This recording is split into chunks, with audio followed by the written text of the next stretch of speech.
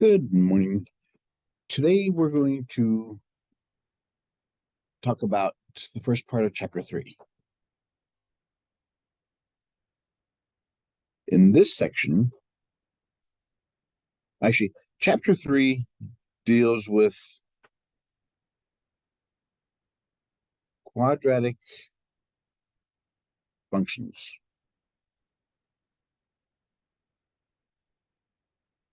Equations and zeros. What that means is now we're going away from linear equations. Now, this is any curve that's out there. In other words, the rest of those functions on that library of functions sheet I gave y'all. This is where we start developing. We're going to talk about quadratics here. Quadratic equation looks like this. It's an x squared. The graph is a parabola.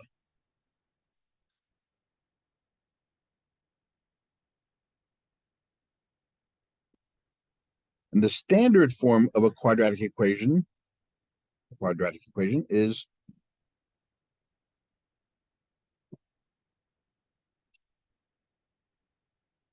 because you notice that is what we're used to from a linear equation, mx plus b.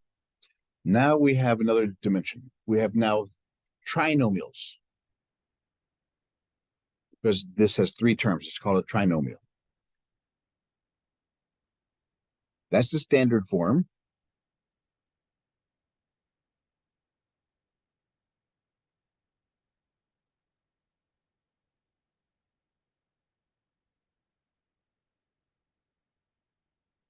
The simplified form looks like this.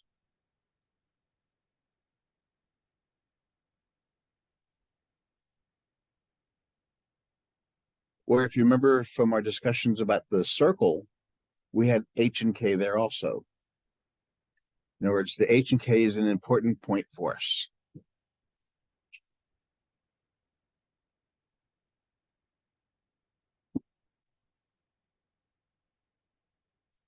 With quadratic functions, actually with we'll call polynomials. Polynomials are equations that have many more terms than just three.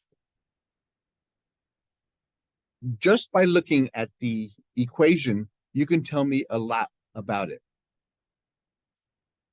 For example, if I gave you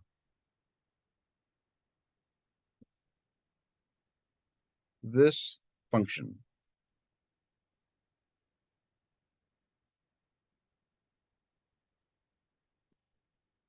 right off the bat, what can you tell me about it?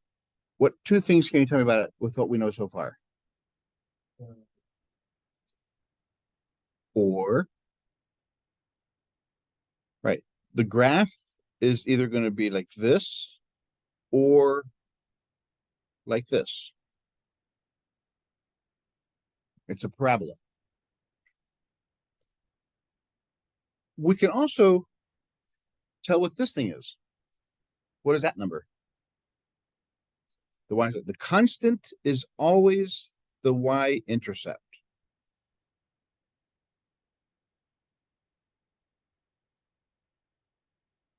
So we know where the line, this graph crosses the y-axis. In order to graph this, we're going to have to figure out, we're going to have to find some more things.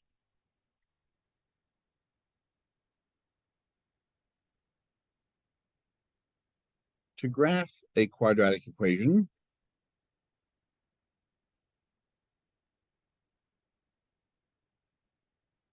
we need the vertex, which is the highest or lowest point.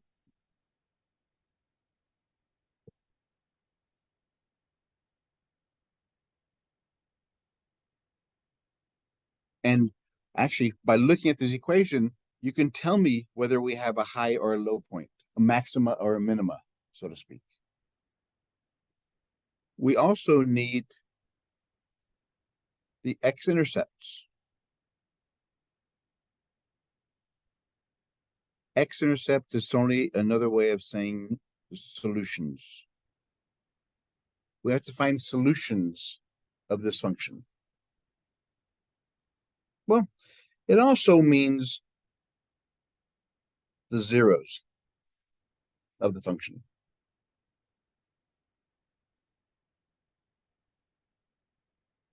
The roots, and it has other names also, but these are the ones we're going to use most often. So we're going to interchange solutions, roots, intercepts, and zeros. Well, I'll use those interchangeably. And then the last thing we'll need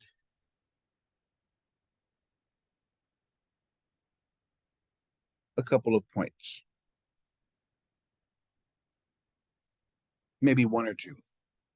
Once we have that, then we have the shape of the curve, and then we can draw it, connect all the dots.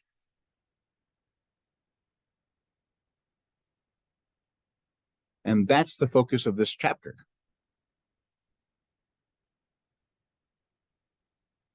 So, a couple of these things.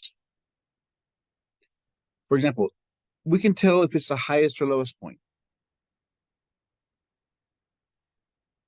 We can figure out the x-intercept as well, but we'll do that later. So the constant part tells us a lot. It tells us the y-intercept. This first part here, this part here, it's called the leading term.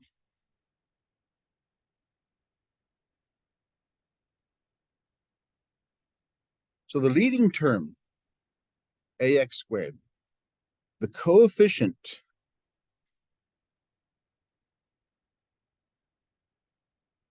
a is called the leading coefficient. And it serves two purposes.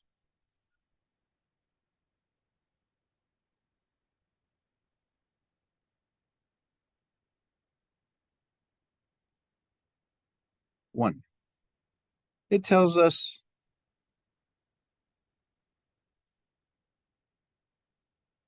the direction of the graph.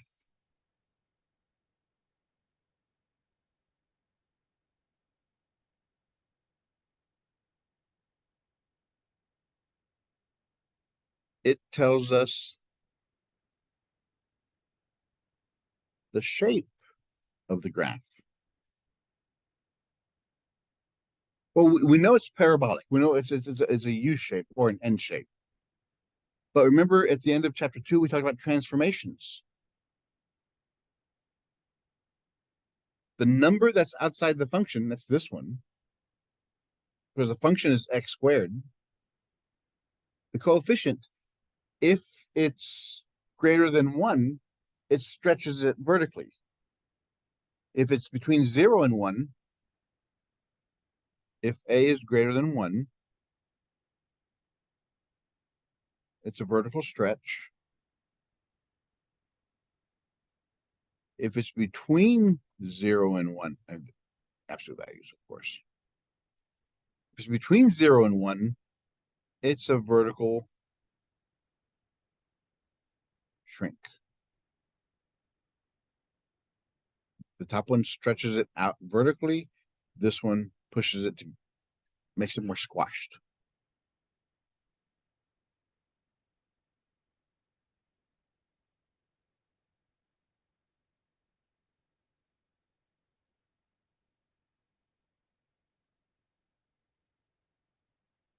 So if that was our original function, if this was our x squared,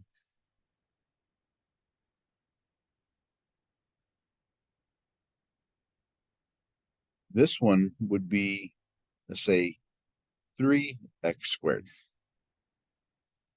The coefficient is bigger than 1, so the vertical stretch, it looks like this. If this is the original one, it's much skinnier.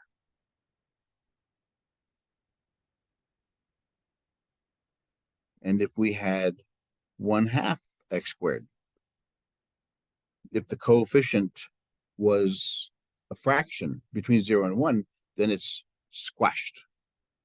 It's wider. And that's just by looking at the first, that's just the number.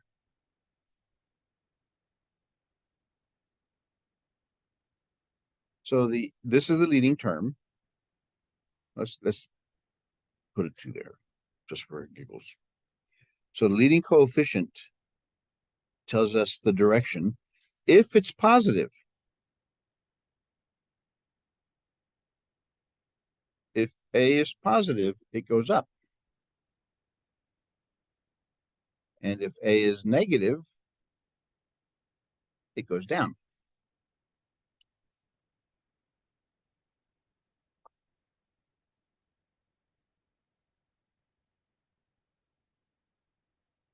But notice, since the quadratic equation has an even, well, like I said, the number here, the exponent, is called the degree.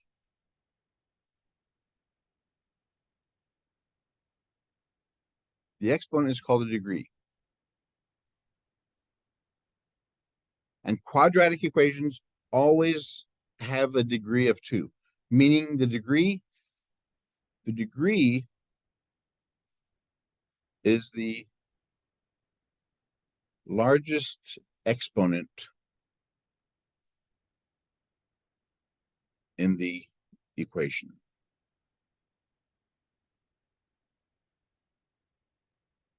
That's the degree. If the biggest exponent you see is 2, then we know it's quadratic. We know the shape of it now. Because the degree is even,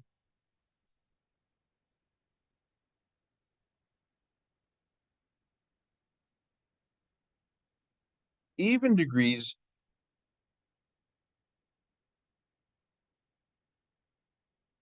the end behavior, the graph points the same way.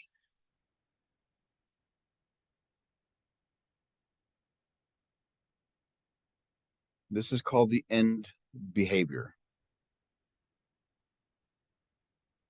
For even degrees, the end behavior is they point the same direction.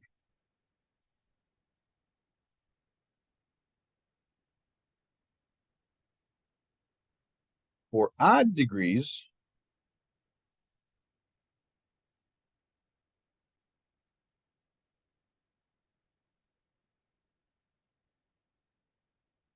they point different directions.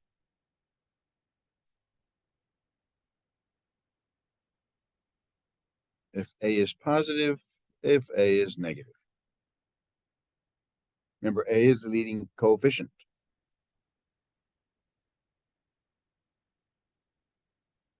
So remember, this example up here is x squared, or x fourth, or x6, or x to the power 8th. This one is like x cubed, or x to the 5th, or x to the 7th. So that's what we're going to talk about in this chapter. So we can tell if we have a positive leading coefficient, we're going to have the vertex at the bottom, the lowest point. If we have the leading coefficient is negative, it opens down, then our vertex is the highest point.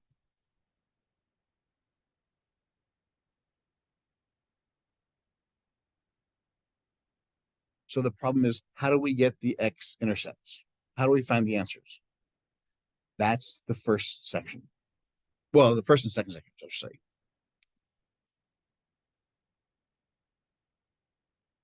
Before we go on, we have to talk about what are called, this is section 1.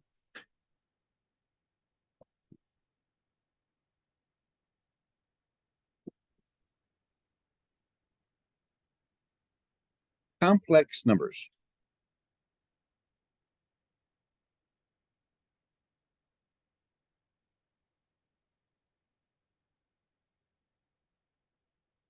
Because sometimes solving quadratic equations will get numbers that we can't figure out. That's where complex numbers come in. There are, in reason it's called complex, because it's made up of 2 parts. We've been talking about the real number system so far. That's anything from negative infinity to positive infinity, where it's a decimal, a fraction, integer, anything from positive, negative infinity.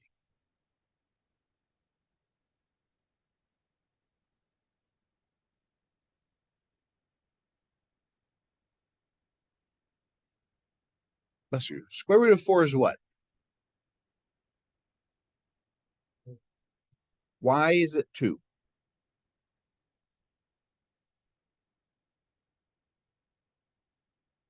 But why does it matter 2 times 2? So does 4.1 equal 4 times 1 equals 4. Because this is called a radical.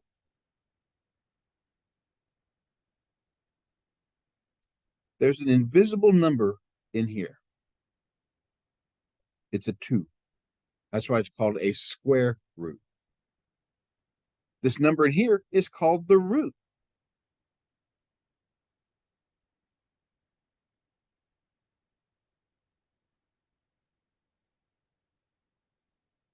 So for example,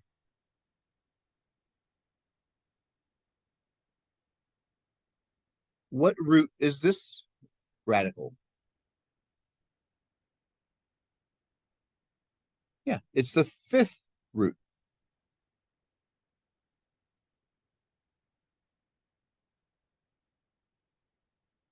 The root tells us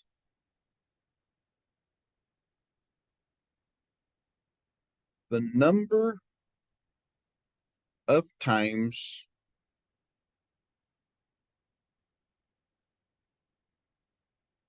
the same number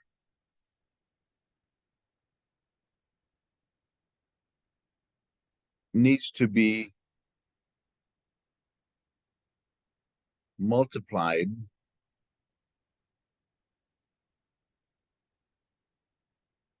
to be able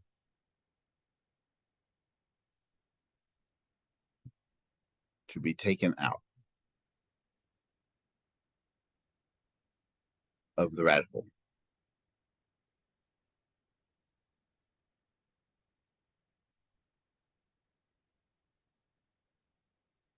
So the reason that square root of 4, it equals 2 times 2, because this invisible 2 here says we need 2 of a kind to take it out.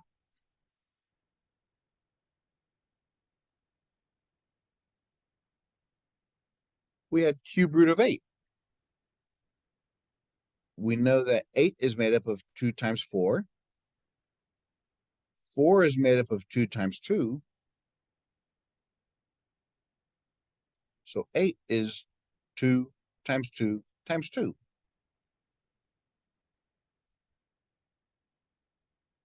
We have three of the same numbers multiplied together. So this answer is 2. The cube root of 8 is 2. That's the reason why.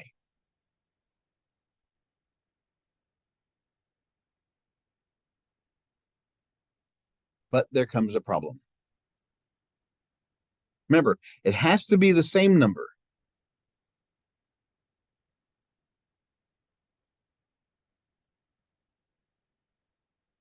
So what's the square root of negative 4?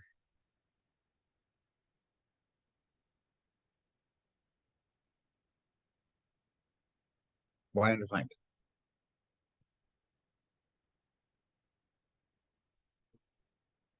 Well, you're stating a rule, but again, I want the why of it. But the rule is right, correct. But here's the reason why. What two numbers multiplied together give you negative 4? 2 times 2 is positive 4. So that's not it. Negative 2 times negative 2 is also positive 4. So that's not it. So it's not possible to take an even root of a negative number. Not just square root, but 8th root, 10th root. If the root is even, you cannot take a negative of it. It cannot be a negative number in there. But we can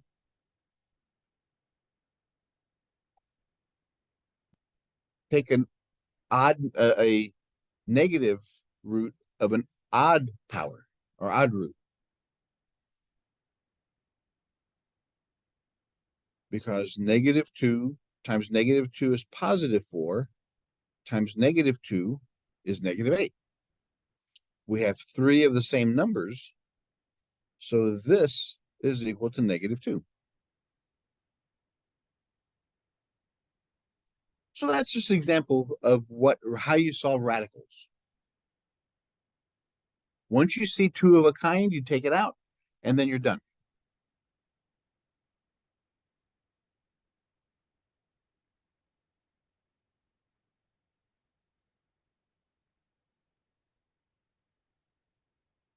Let's go back to this guy.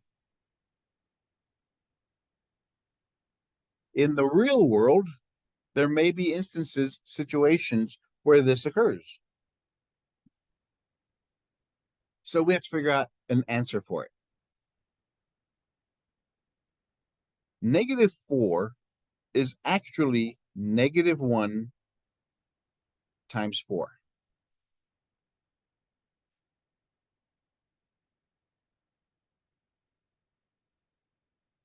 Because they're multiplied, we can split them up.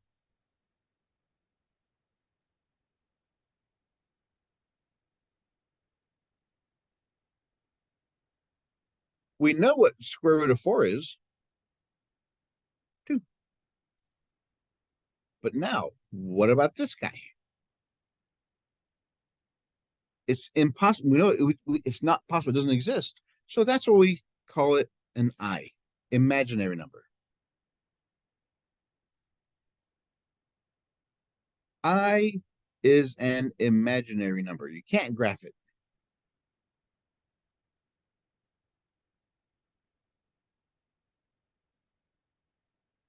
So I is equal to the square root of -1.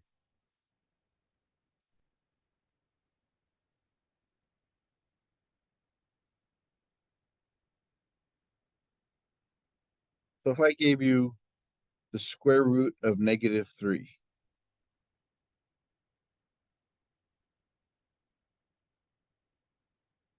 whenever you see a negative inside a square root, we know automatically there's an I in there.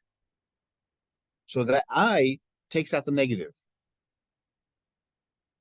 So we just have a positive number inside there now. This I gets rid of that negative inside there. Remember, it only happens to even root numbers. So this is as far as we can go there.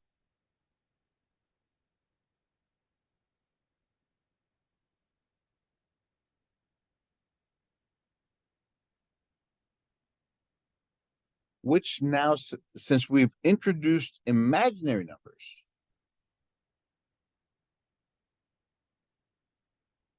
imaginary numbers exist. So that is what defines a complex number. It's made up of a real number plus an imaginary number.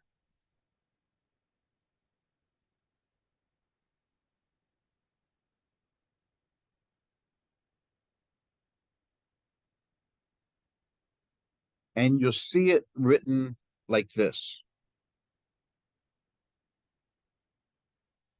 That's the structure of a complex number.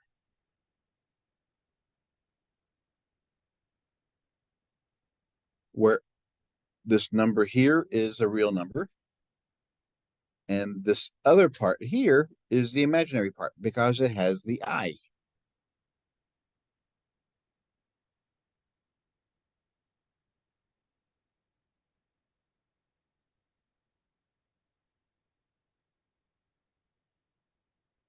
I'm gonna give you 5 examples. Tell me if they're complex numbers or not.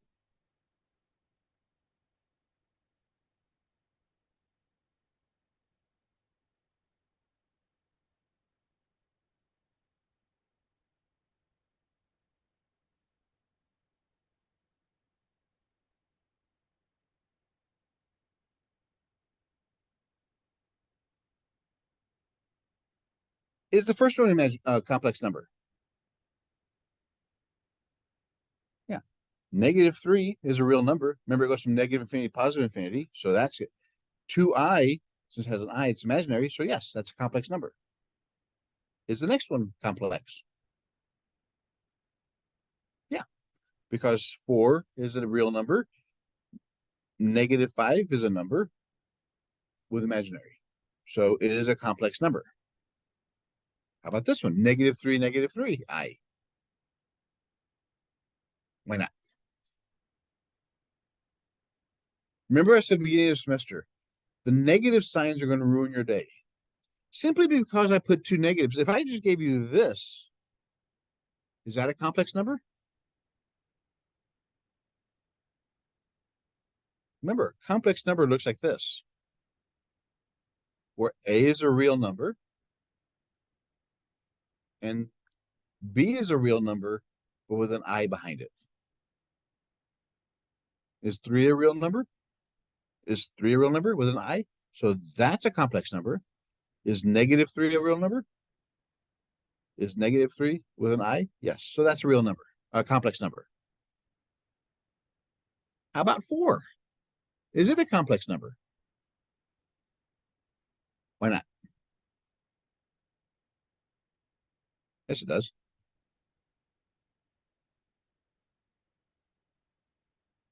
Isn't 0 a real number? So 4 is a complex number. Just the imaginary part is 0 coefficient. And -2i, same logic.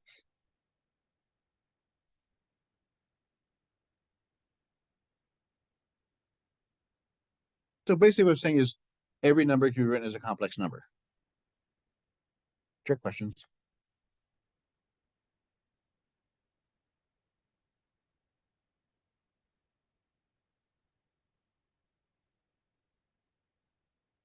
Now we're going to spend the rest of the class talking about the algebra of complex numbers.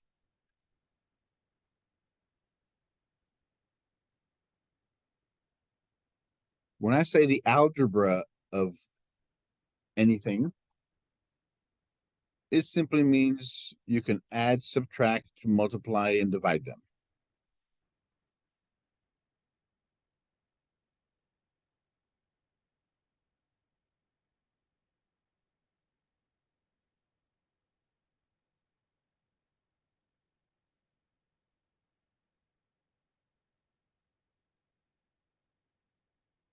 Addition, the first one. What this looks like is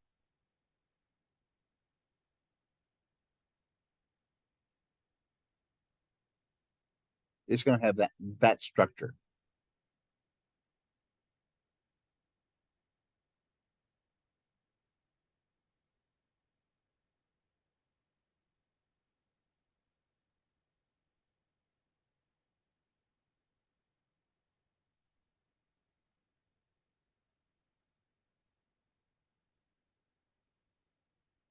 Three plus 2i plus 4 plus 5i.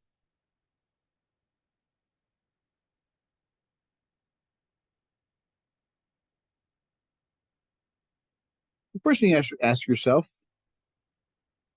do we need the parentheses in the first one? Since, okay, order of operations always plain. Can we do anything inside the parentheses? No, they're not like terms. This one has an I, this one doesn't. So we have to get rid of the parentheses. Is there a coefficient? No, there's just a 1 there. So I could just drop the parentheses in the first one since there's nothing in front of it. How about the second one? It's a plus, it's a positive number. There's a in positive 1. So that means nothing changes inside there. I just dropped the parentheses.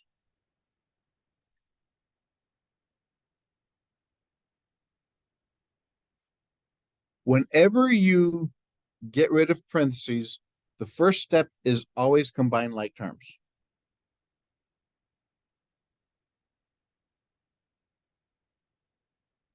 Whenever you remove parentheses, always combine like terms.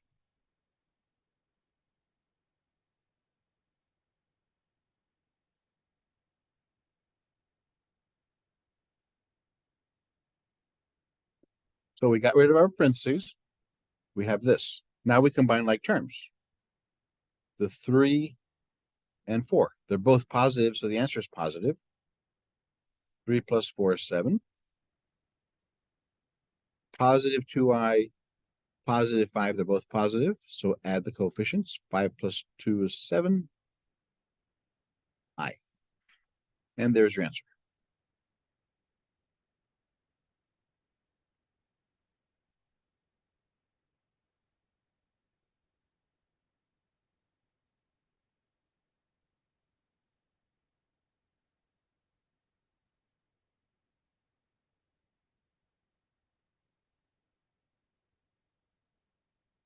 You can have real number coefficients in front of your complex numbers. You can have coefficients. What do you think you do first?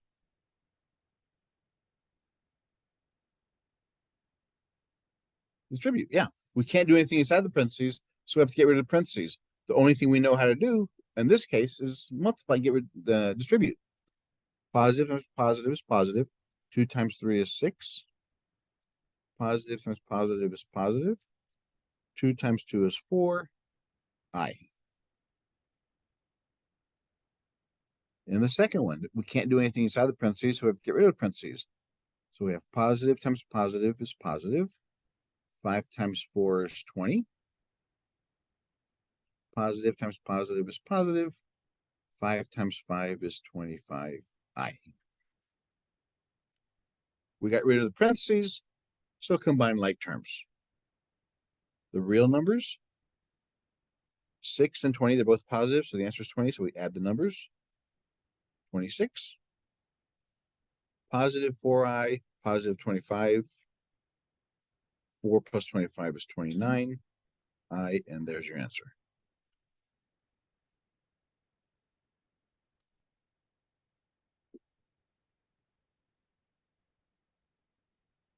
All right, let's look at subtraction.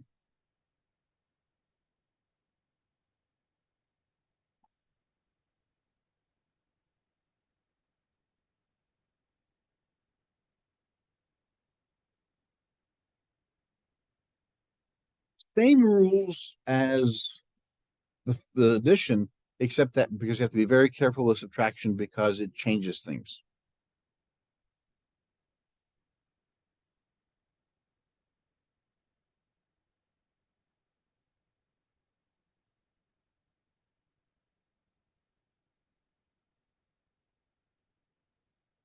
Whenever you have functions and you put them in an equation, always put them in parentheses. Because if that second parenthesis wasn't there, what would happen? What would happen to this equation?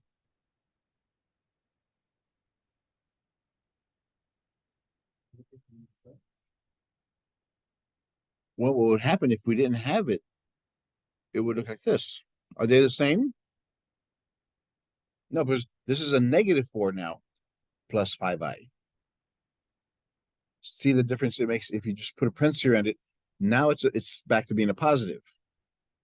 So if you don't put a parenthesis around it, you'll change the whole second equation. So be very careful with that.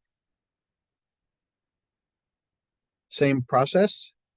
There's nothing in front, so we just drop the first parenthesis.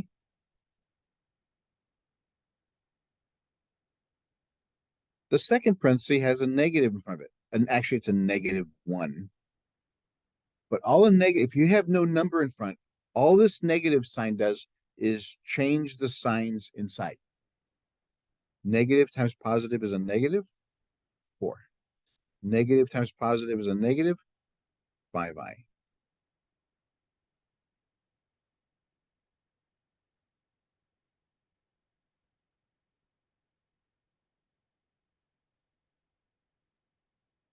Parentheses are gone, combine like terms.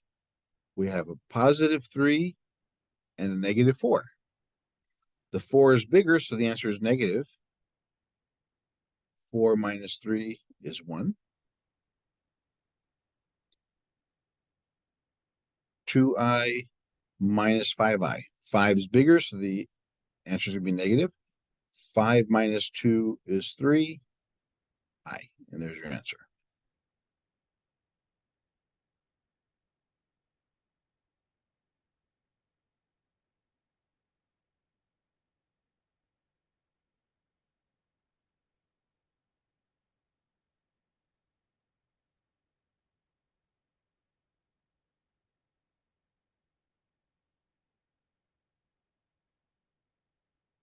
Okay, we can have coefficients, or negative coefficients.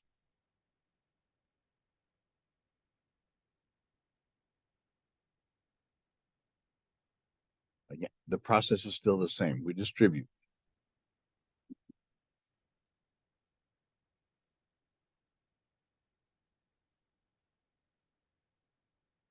Negative times positive is negative. 2 times 3 is 6. Negative times positive is negative. 2 times 2 is 4i. Now the next one. Negative times positive is negative. 4 times 4 is 16. Negative times negative is positive. 4 times 5 is 20i.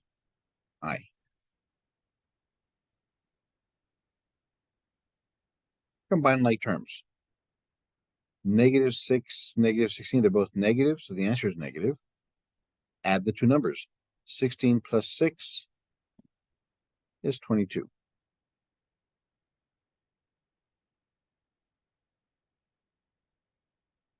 Negative 4i, positive 20. 20 is bigger than 4, so the answer is going to be positive.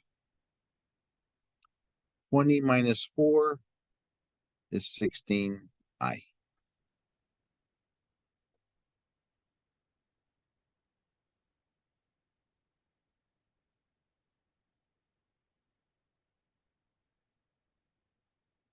That's subtraction and addition.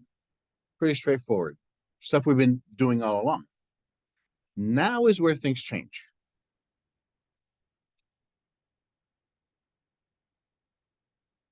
Multiplication.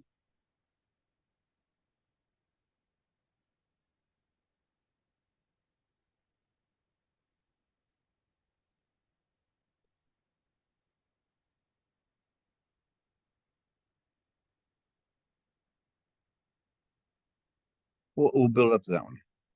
Since we had 3 plus 4i. If we just have what this is called a monomial, because it's only one term. This is called a binomial because it has two terms, the 3 and the 4i. So what if you have a monomial coefficient? What's the answer going to be?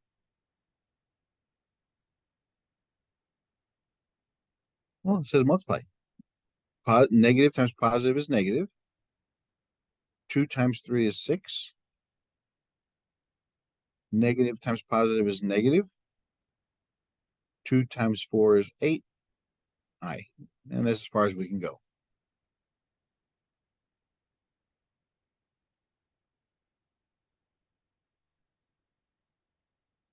We did that already earlier.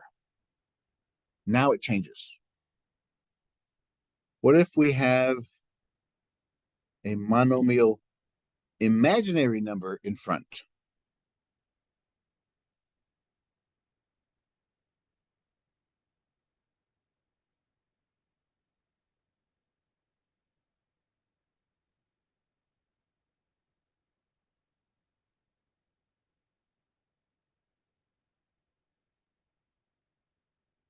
So we multiply. Negative times positive is negative.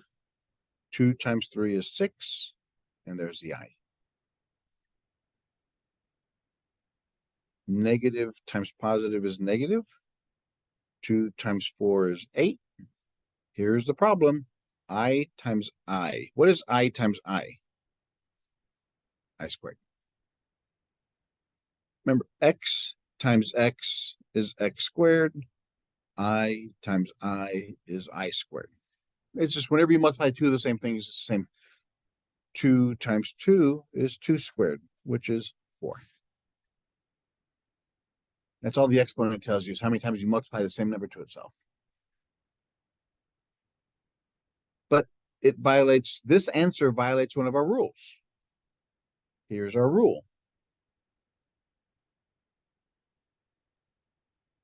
I cannot have an exponent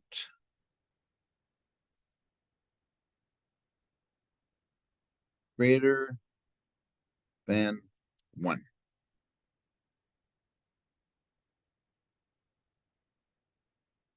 We can't have an exponent on top.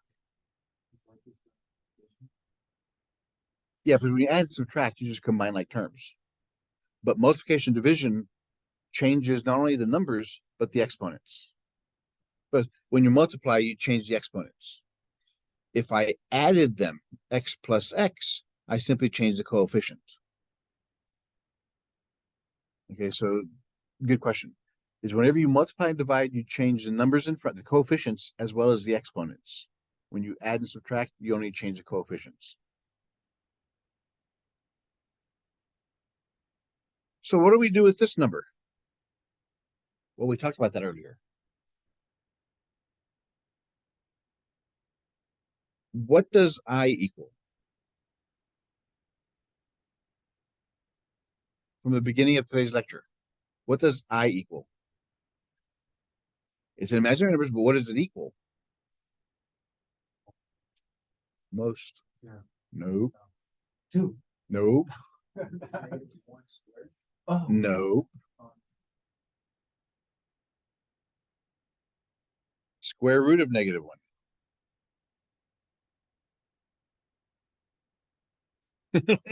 Yeah, so it couldn't be 0. And maybe if it did, it would make math very easy.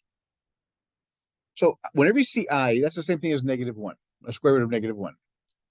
So if I squared I, that means I'm squaring the square root of -1 squared. What happens on this side, the square and the square root cancel each other. They're opposites of each other. So whenever you see I squared, that equals -1.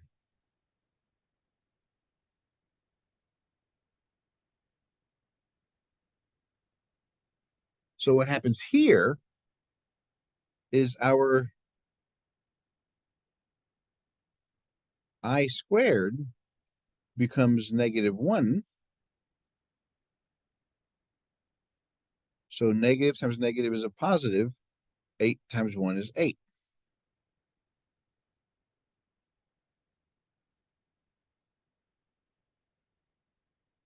So what does I squared really do? I squared really just changes the sign of its coefficient. That's all it did. We had -8 I squared. It turned out to be +8. We changed the sign in front of the 8 and dropped the I squared. That's all it does. I squared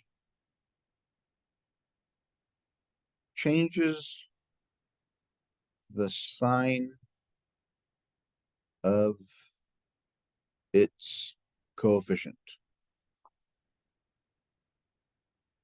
So that's all I squared really does.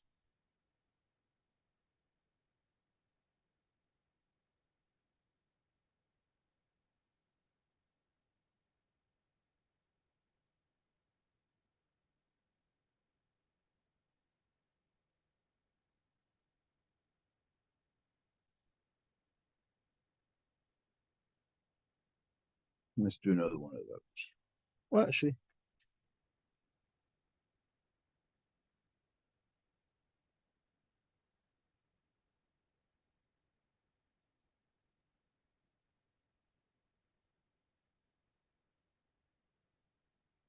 what if I gave you this?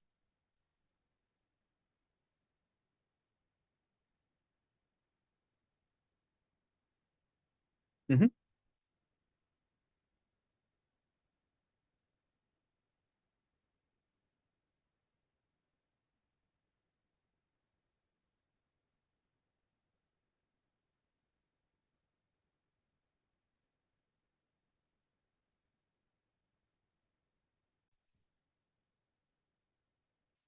So the first one, negative times positive is negative. 3 times 2 is 6, I. Negative times positive is negative. 3 times 3 is 9. I times I is I squared. That's it for that one. Positive times positive is positive. 2 times 4 is 8, I. Positive times positive is positive. 2 times 5 is 10. I times I is I squared.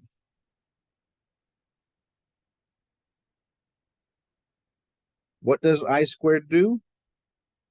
It, it changes, yeah, it is going to be negative 1.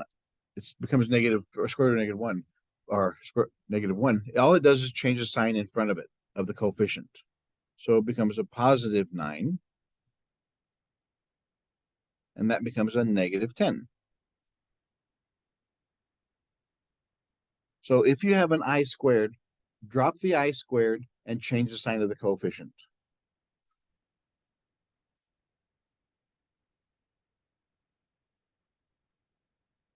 If you have an I squared, then drop the I squared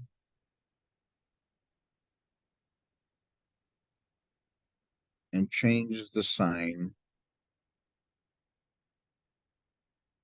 of its coefficient.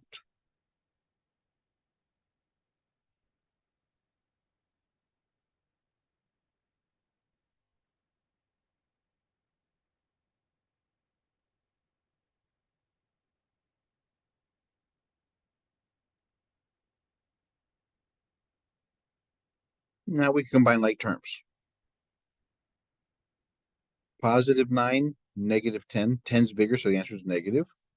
10 minus 9 is 1.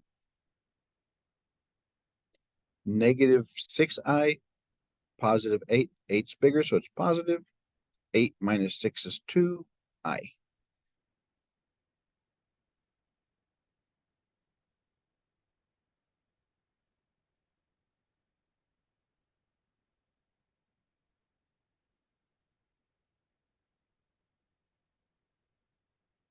Believe it or not, this next example confuses more people than anything. Go ahead and work it out.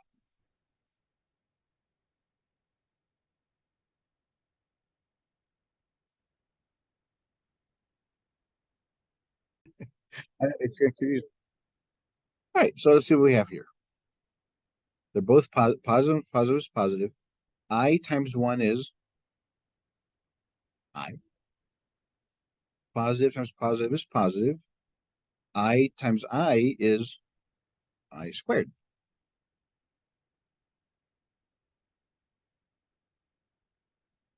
Remember, what do you do with what's the coefficient of I squared? 1. There's a 1 right there. So all I squared does is change that to negative 1.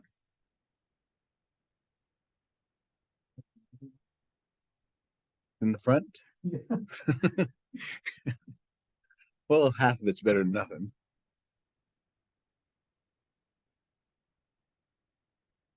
So now we get to the multiplication of the bigger numbers, binomials. 3 plus 2i, 4 plus 5i.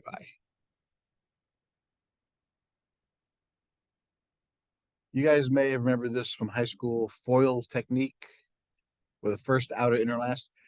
And again, that only works on this, but in this class we'll have bigger equations.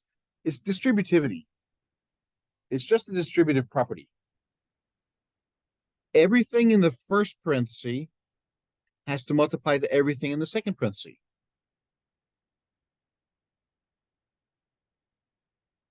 So let's start with the 3. it's got to multiply to both of those. So positive times positive is positive. 3 times 4 is 12. Positive times positive is positive. 3 times 5 is 15i. We don't need that positive there. So that's it for the 3. It multiplied those two already, so I'm done with the 3. The 2i. Positive times positive is positive. 2 times 4 is 8i. Positive times positive is positive. 2 times 5 is 10.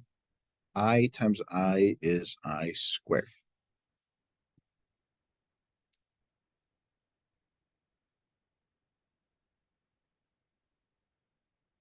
Here is a check to make sure you're doing this correctly. We have 2 numbers in the first one. We have 2 numbers in the second. So when we multiply them, we should have 2 terms. We should have 4 terms. 1, 2, 3, 4. If you don't have 4 terms, you did something wrong. So if we multiplied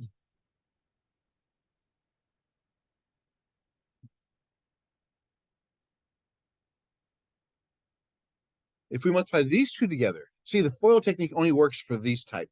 But what if I gave you something like this? How many terms in this first one? How many terms here? When we multiply these, our answer should have 6 terms before we simplify. So again, that's a checks and balance type thing. Once we get rid of the parentheses, we combine like terms. We combine those two. So it's 12 plus 15 plus 8. They're both positive. 15 plus 8 is 23, and they both have i's.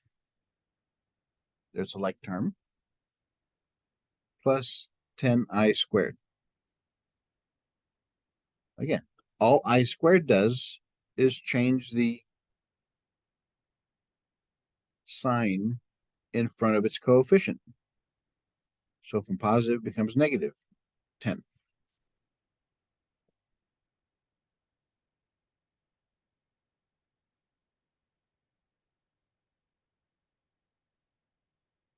Combine like terms. 12 minus 10, this is positive, this is negative. 12 is bigger, answer is positive. 12 minus 10 is 2 plus 23i, and we're done there.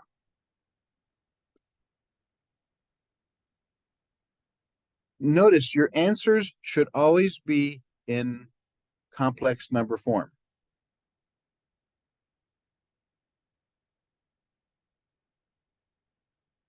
And remember, we did those 5 examples.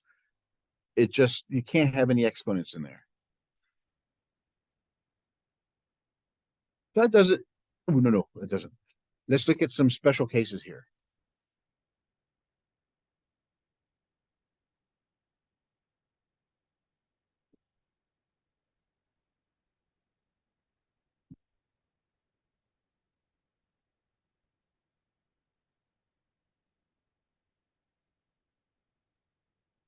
Two plus 3i times 2 minus 3i.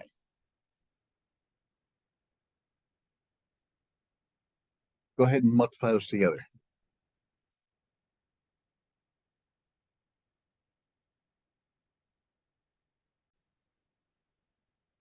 Because it makes sure I have time for everything else. So the first one, positive times positive is positive. 2 times 2 is 4. Positive times negative is negative. 2 times 3 is 6i. Positive times positive is positive. 3 times 2 is 6i. Positive times negative is negative. 3 times 3 is 9i squared. Combine like terms. These cancel each other. And this one, the I squared, changes that to a plus.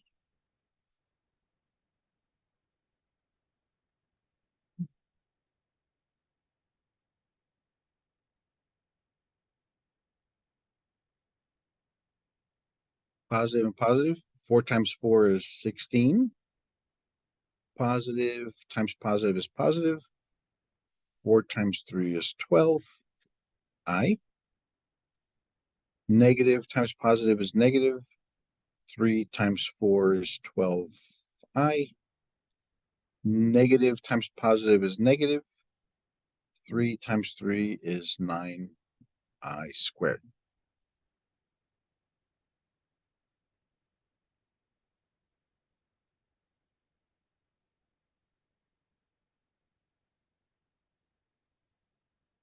Combine like terms. These two are the same, but they cancel. This I squared changes that sign. The plus.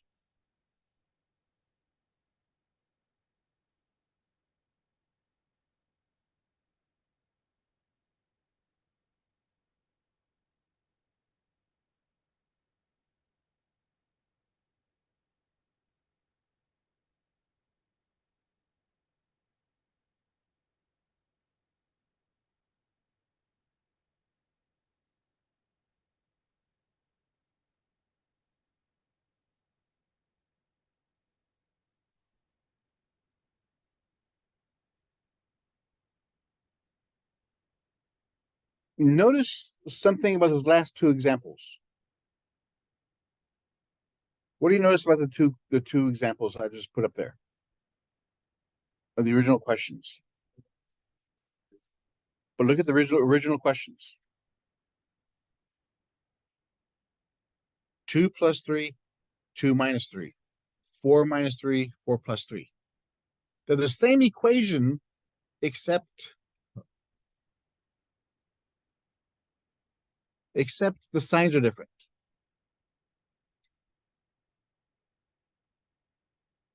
A plus B, A minus B. You'll always end up with that. It's called the difference of two squares. This is called the difference of two squares.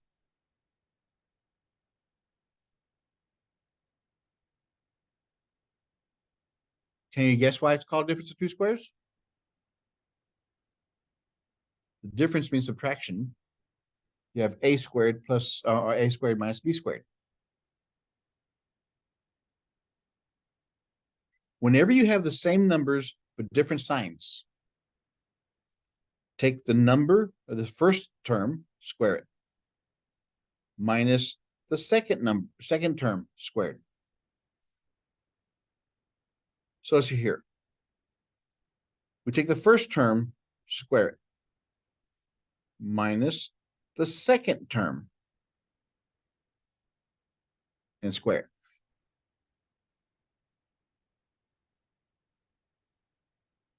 Two squared is 4. This one says square both of those. So what's 5 squared?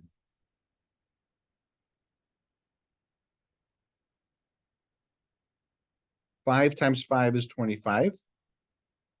And what does I squared do? It changes the sign in front of it.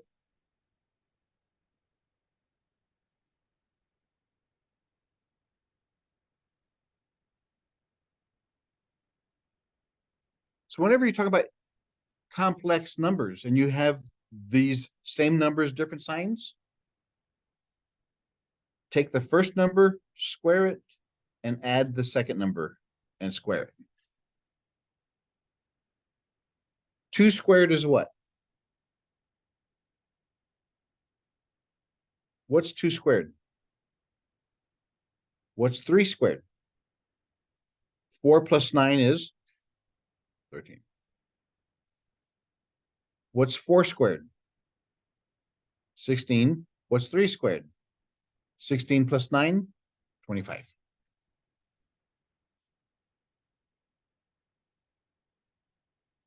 So just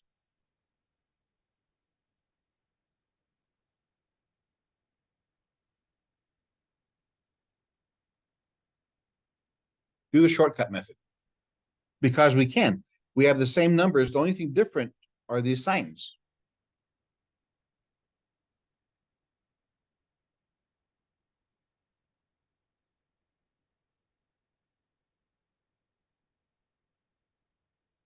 What's the answer?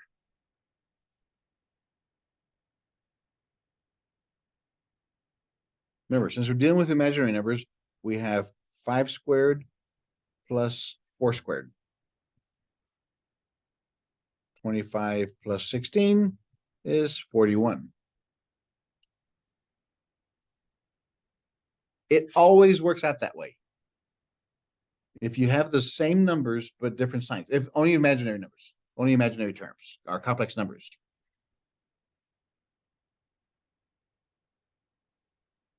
They have a name.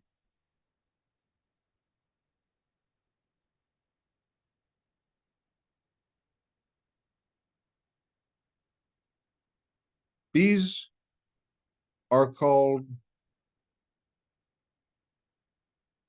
conjugates. Conjugates are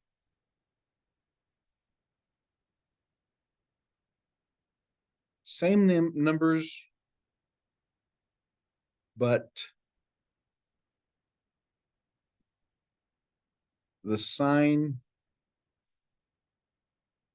in front of the I term is different.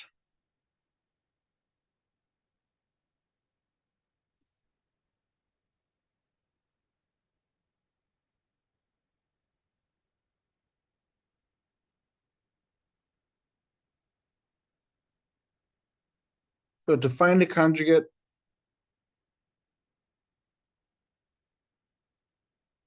just change the sign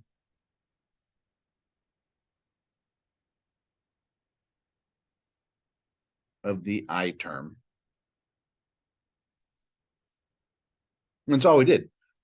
It's from positive in front of that one to a negative in front of that one. That's all you do. Don't worry about the A, leave it alone.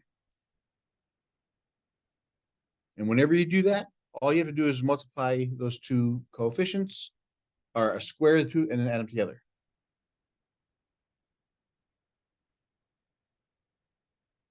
And you notice what happens whenever you have conjugates, the answer does not have an I. Conjugates remove the I. Conjugates remove the I. Which brings us to our last point. Division.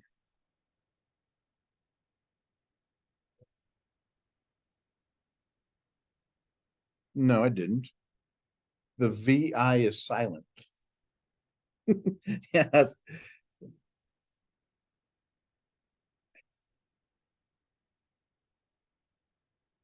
Boy, that was embarrassing. So division. The rule here is this.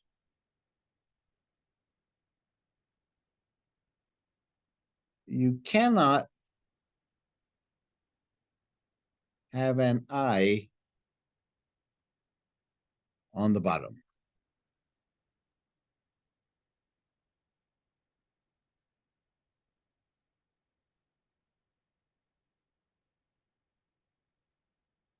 That's the simple rule. If you have an I on the bottom, you have to get rid of it. So there are two cases here.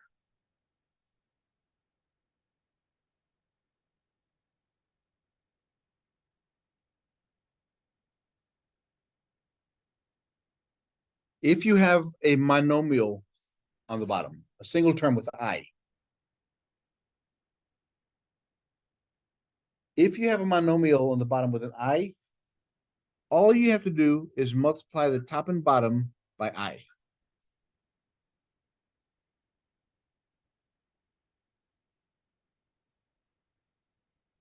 So we have 3I on top. 4I times I is 4I squared.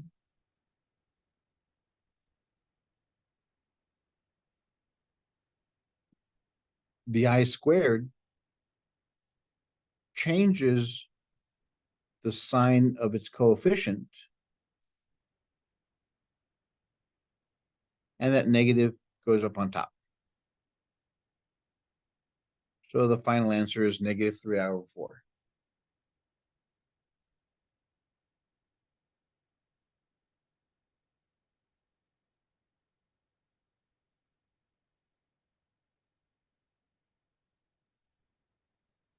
That's again, that's if your denominator is a single term,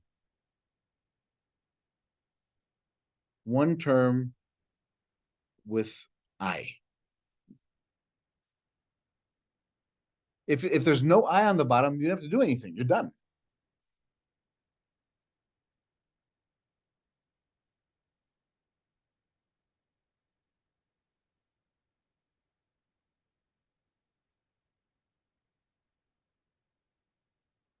What if you had this?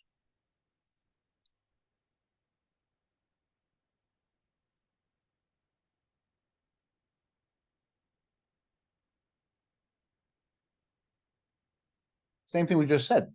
If you have a monomial on the bottom with an I, multiply the top and the bottom by I.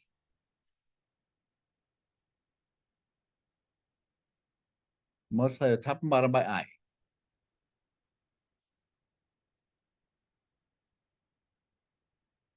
So you get 12 times I is 12I.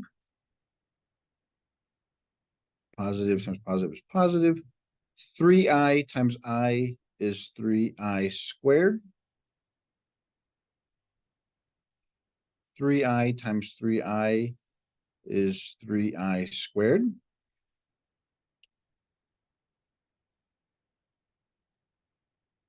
No, you cannot cancel the 3I squares because the top is an equation.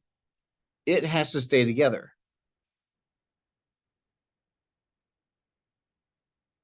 In other words, let's say, what if I had 2 plus 3 over 3? What is 2 plus 3? 5. We're supposed to have 5 over 3, right? That's the final answer. But if I cancel these, what would I end up with? Negative. How do you get negative? No. How many times does 3 go into 3? Don't feel bad. Everybody makes that mistake. I have not had a class yet that they got that. It was, no, it was 2 plus because the 3. If you cancel the 3's, 3 divided by 3 is 1. But this is wrong. It's supposed to be 3 over 5. So that's why you if it's an equation on top, keep it an equation. So the only thing we can do here is change the I squares. They change their coefficients. 12I minus 3 on top and a negative 3 on the bottom. So this negative goes up on top and changes everybody's sign.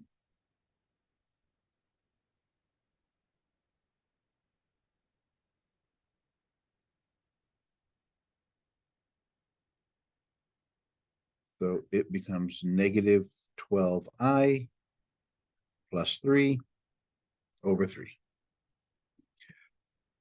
We're not really done because remember, you want it in complex form. Complex form is the real number plus imaginary number. But we're not done yet. What do both of the top numbers have in common?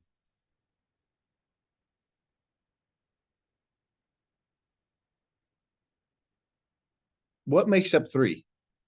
3 times 1, right? What makes up 12? 3 times 4. They both have a 3, so I can take out a 3. Which leaves me with 1 minus 4I over 3. Now, since I have a multiplication on top, now I can cancel the 3's. So my final answer is that.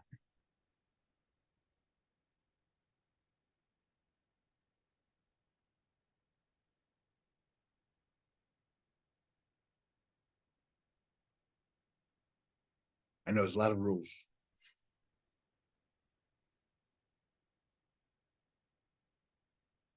Yes.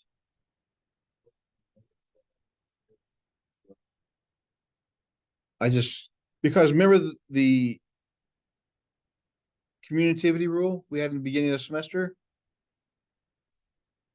If I'm adding and subtracting, additions is commutative. I can move them around.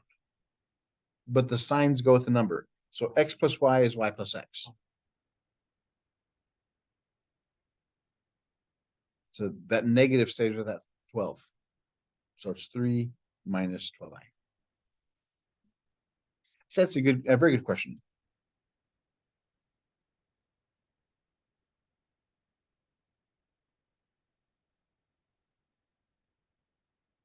Now we're going to do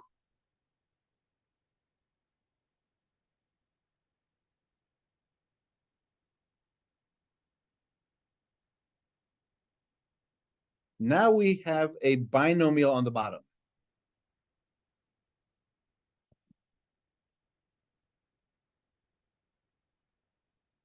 If you have a binomial on the bottom, we cannot have i's. So how do we get rid of the I off the bottom?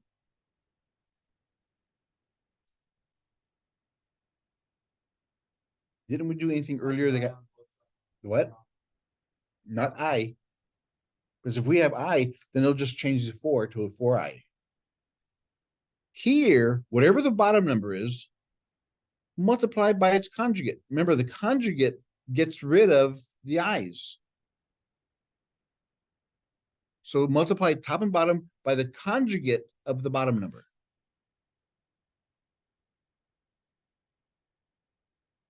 So here we have 3i times 4 is 12i. Positive and positive is positive. 3 times 2 is 6. I times I is I squared. Since these are conjugates, we can do the shortcut. 4 squared plus 2 squared.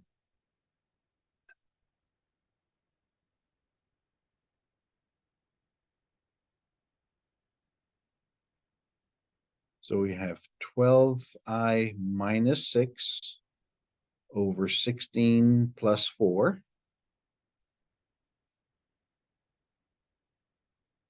We have negative 6 plus 12i. So I just moved them around.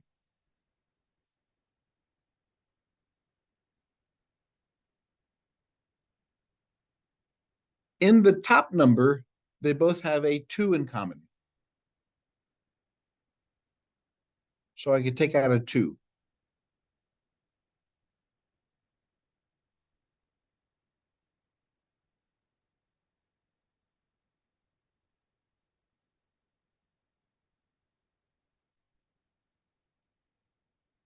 The easiest way to go from here to there is once you find out what they have in common, they both have a 2 in common. Well, we need to know what else goes inside there. So whatever you take out, divide both of those numbers by what you took out. Whatever you get, so 6 divided by 2 is 3. 12 divided by 2 is 6. So there's what you have left. Whenever you factor something out, you're actually dividing whatever's inside there. And cancel, and that's your answer. Negative 3 plus 6i over 10. That's your answer.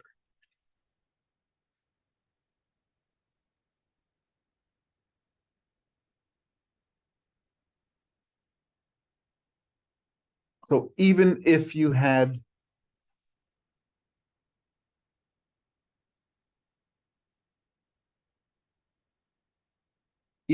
that, remember, put parentheses around them, what would you multiply by?